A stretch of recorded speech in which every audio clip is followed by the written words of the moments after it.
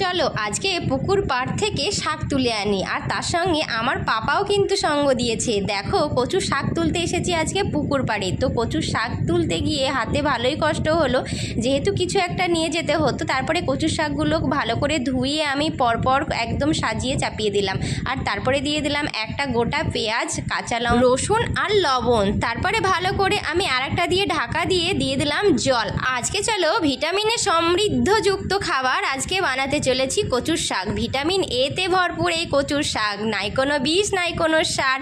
তো চলো, কচুর পাতাটাকে আমি একদম সেদ্ধ করে ডাল ঘুটনি দিয়ে ঘুটে নিয়েছি, আর এদিকে কড়াইতে শুকনো লঙ্কা, পেঁয়াজ, রসুন আর কালো জিরে ফোড়ন দিয়ে তারপরে দিয়ে দিলাম শাকটাকে, আর একদম শেষে একটুখানি পাতিলেবুর রসও দিয়ে দিলাম, যেহেতু কুটকুটি থাকতে পারে, গলা চুলকোতে পারে। তো তারপরে শুকনো শুকনো করে নামিয়ে নিলাম, আর ওপর দিয়ে ছড়িয়ে দিয়েছিলাম একটু পেঁয়াজ বেরেস্তা। তো কেমন হয়েছে জানিও, ভালো লাগলে লাইক কমেন্ট শেয়ার করো। আজ তবে আসি, টাটা।